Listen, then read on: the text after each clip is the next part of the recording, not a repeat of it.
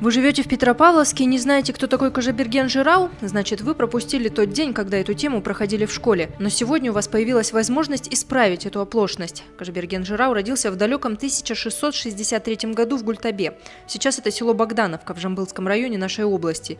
Уже в 25 лет стал главнокомандующим войсками хана Тауке. К его словам прислушивался Тауке хан, когда составлял свод первой конституции казахов Жетыжаргы. Именно он был советником Аблай-хана.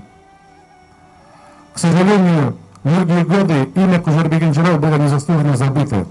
И только со времен обретения независимости многим ученым стала возможность осмотреть его творчество, изучить его творчество. Кожаберген Жирау также является автором известной песни «Елимай». Она основана на его поэме, которая была написана в трудные для казахов годы первой половины XVIII века. Кожаберген Жирау является олицетворением таких ценностей, как свободолюбие, стремление к образованию, любовь к родине, стремление к созданию справедливого общества.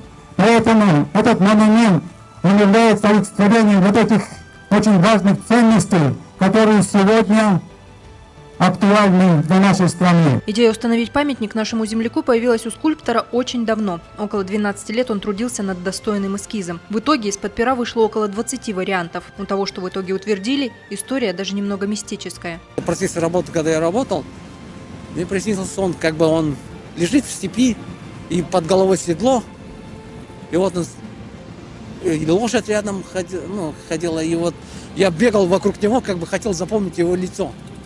Вот надо было образ его вытащить. И вот примерно его образ сейчас, вот то, что я вот сделал, вот был создан, тоже как бы я его лицо увидел там. На открытие памятника пришли и его прямые потомки. Для них это огромная гордость. Наконец сбылась наша мечта потомков великого Кожабергена Жирау. На земле, где он родился и где провел последние дни жизни, установили памятник в честь этого, несомненно, достойного человека. Я горжусь тем, что в моих жилах течет его кровь. Это накладывает на меня некоторую ответственность. Я просто обязан быть достойным своего предка.